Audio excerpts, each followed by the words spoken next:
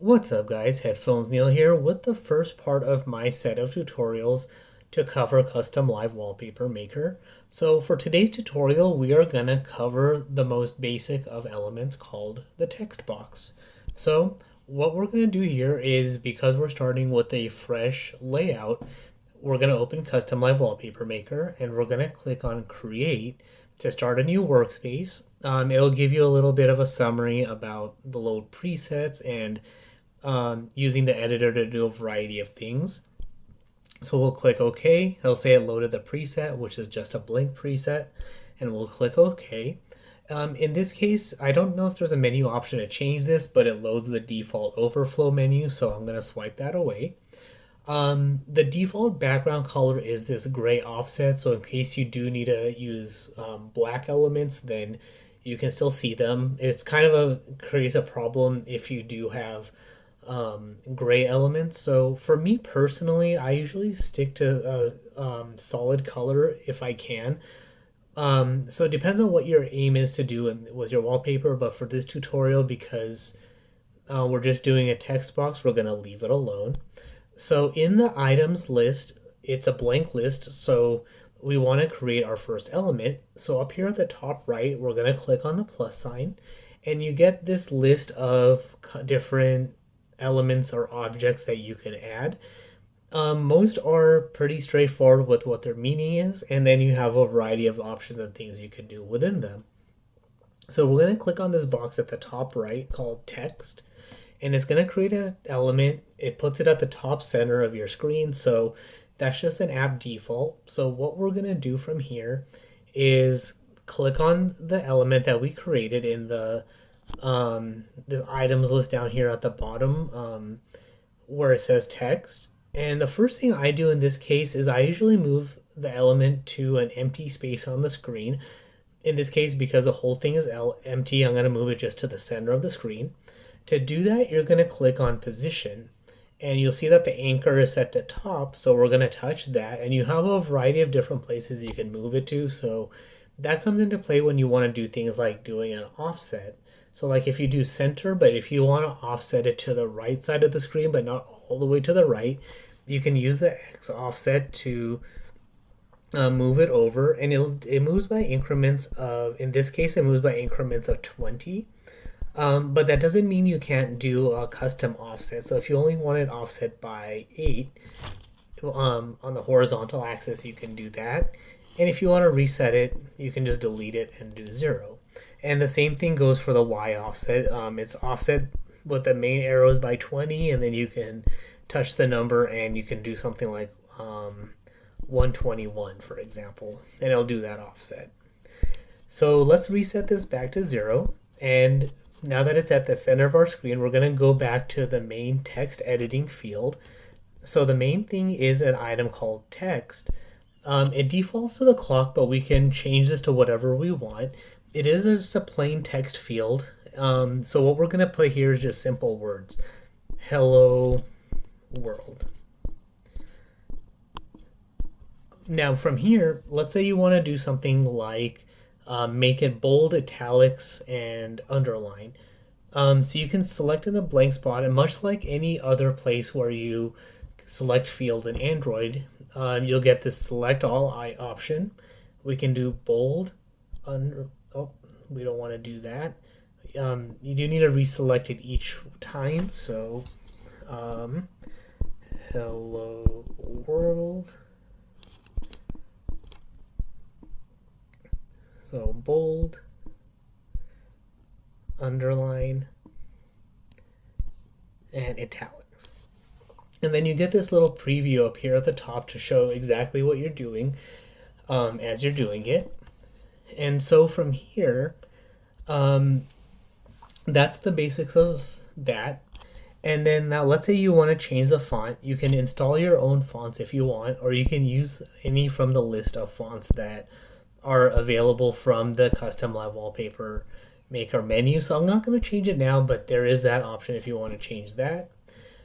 You also have a element type, which this comes into play for me personally when I'm setting up different overlap components or text boxes. So when I'm doing a media player and I want the metadata to only show a certain amount of text because some tracks are longer than others. So I only wanted to show enough to fit the screen and not overflow for the entire um, track, or same thing for weather or a notification or things like that. So you can do fixed width, where you can if you want to set it to the width of your container, and fit width. So fit width will fit the size of your text to however big you make the element. If you do fixed width, that's the one where you can set the number of lines. So if you're doing a notification widget and your text field is a few lines, you can have it maxed out at 1 line, 2, 3, 4, whatever. So per notification, it'll only show that much data based on the width of the box. And then you also have fit to box. So if you want the box to be a certain size, you can have that adjusted as well. And then you have regular other options, so you can set the size of the font. Same thing here, where your arrows are multiple of 20, or you can type in a custom size if you want. You can have the justification of left, right, center. You can do a filter if you want everything capitalized, lowercase, stuff like that. And then rotation, so if you want, your text to be or a vertical like that, you can do that, or a certain angle. So let's say manual, and we'll set it to, so if you want it to be like that, you can do that as well. And then from here, the rest of it is just regular customization. So you can have paint, or if you want to change the color manually, you can do that. And then I'll even show something that's a little bit or on the basic levels, but we'll expand once we get into the media player. But let's say you want your text to be pulled from the colors of whatever wallpaper image you have, or complementary to that wallpaper. So what we're gonna do is we're gonna click on this this little checkbox next to the color, and up at the top right, you're gonna click on the calculator, and that's gonna change it to formula mode. So when you click on this, you're now going to get this little window where it says formula, and you can put in a formula. So we're going to scroll down to the section that says system info. And in system info, when you're going to see all these different options of the alarm formatting time, alarm switch, and things like that, which we'll touch into once we get more into setting up formulas and things like that. In the case of the text color, you're going to see this section that has primary color of wallpaper, secondary color, width, and height. So we're going to click on primary color of wallpaper. So you're going to see that it says system info WG color. So when you hit the check mark, you'll see that the default color is orange. So that's pulled from the wallpaper that we saw at the beginning of before we started. So actually, let's click on my home button. So it's going to pull a primary color, which it sees as this orange. So that's the color it's going to pull. And because I didn't save, it didn't really like that very much. So let's recreate our text box. And center. Okay, so we have our text box recreated. Simple as that. And so same thing goes with secondary color. So if you don't like the primary color that is pulled, then, and let's make our text a little bit bigger, you can do the same thing and pick secondary color, system info, and secondary color.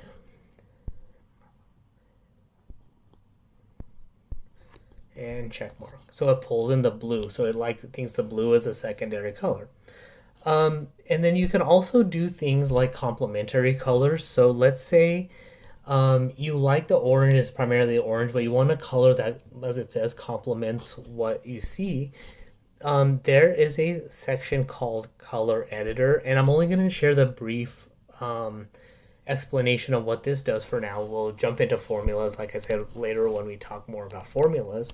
But this is just one of those editing options so that you can have custom live wallpaper maker automatically do and does a lot of the work for you. So you'll see over here on the right that says color editor. So when you touch that, you'll get a whole set of options or things like invert the RGB color, return complementary color, make the text black or white, make things opaque, and things like that. So in this case, we want to return the system images colors complementary color. So over here next to the dollar sign, everything in a formula is usually within a dollar sign. We're going to type in CE and we'll do an open parentheses. So that way the first argument is what is the source color that we want to pull. And now we want to pull the complementary color for the primary color. So we'll change the 2 to a 1. And then you see down here after the color code, it says comma COMP. So after the close parentheses for the color, we're going to put comma COMP, close bracket, and dollar sign. So you see the code changed a little bit. So when we do the check mark, it's pulling in this a little bit more of a lighter blue. So now every time you change your wallpaper or what it thinks is the wallpaper, it's going to adjust that color automatically based on the primary color that it sees and make it the complementary color. So that's the bulk of that. Now in this FX tab, we can do things like set mask. So if you want a background mask for like what you want the background to do when the color, when the element is visible, how dim you want it to be, and things like that. You can also set a texture edit filter. So if you want a horizontal gradient for the color or a vertical gradient or radial, you can do that. So let's say radial gradient, and you see that the default is black, but let's say you want the primary and secondary colors to be a part of that radial gradient, and you can change it to formula mode. And we're going to do the same thing we did earlier, but pick the secondary color and secondary and check. So, or sorry, not secondary. We want it because the secondary was also blue. We kind of don't want to have blue be a gradient with blue. So let's change this to 1 and check mark. So it's going to do this gradient with yellow and blue. So let's make this a little bit bigger. So we have this nice little color, Hello World as a gradient of complementary colors. So one of those little masks you can do. And then you can adjust the width as well. So if you want less width, more width of the gradient, if you want how much of the offset you want, so where you want the fade to be. Do you want it to be offset in the center or not, horizontally or vertically, and things like that. Position we already went over.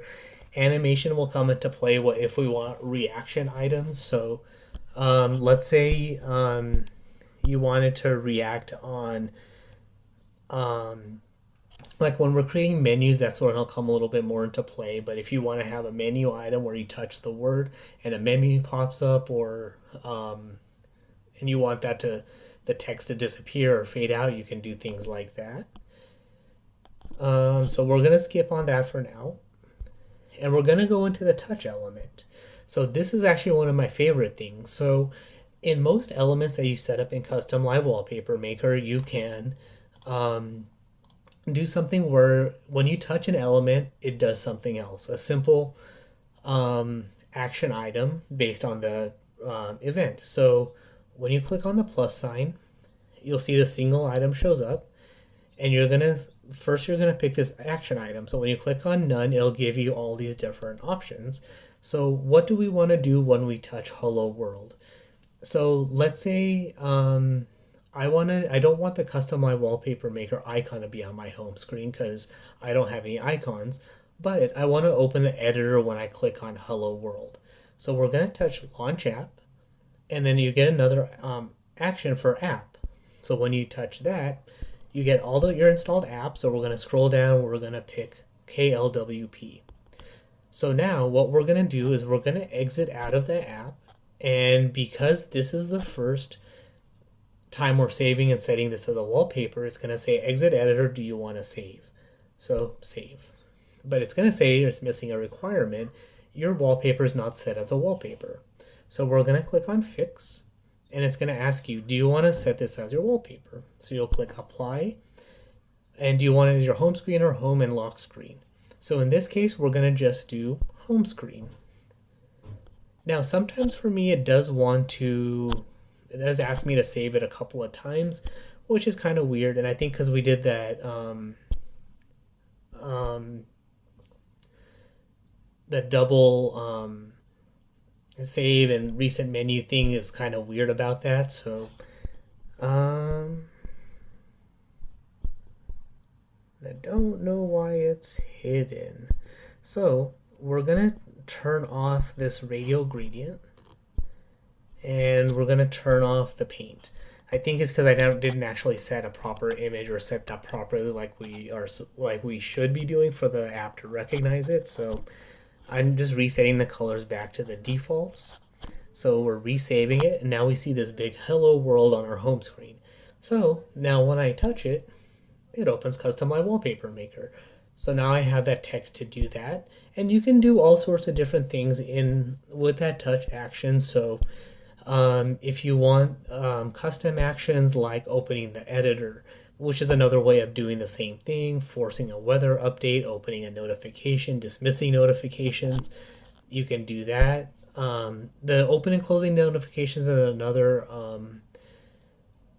formula to set up, which is not that hard. You just have to know which notification number you want, and it's offset by -1, so it gets kind of weird.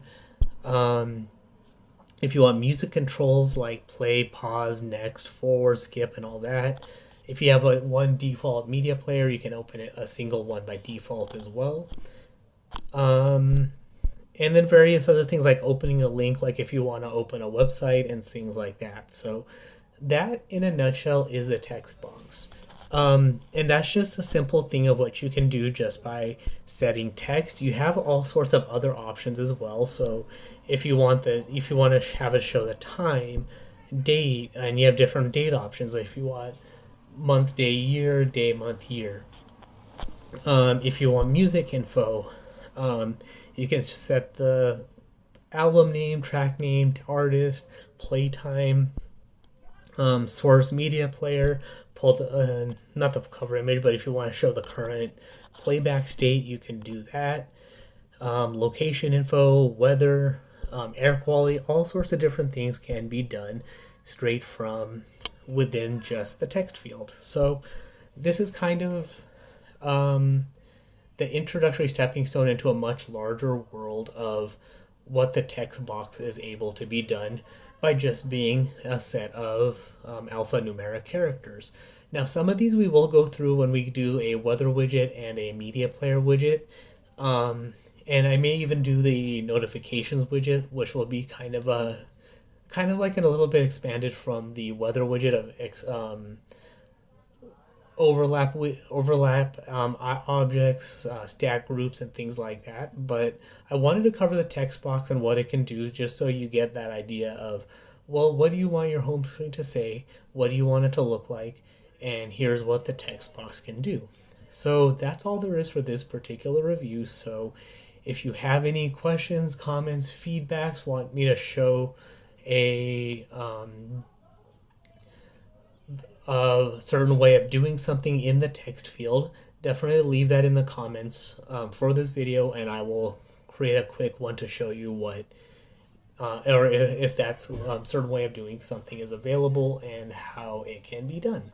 So that's all there is for this video. So all videos and the link to the playlist will be in the show notes, and that way you can refer to various items on how they're done and the basic tutorials for them. So that's all there is for this particular video. Thanks for tuning in, and until next time.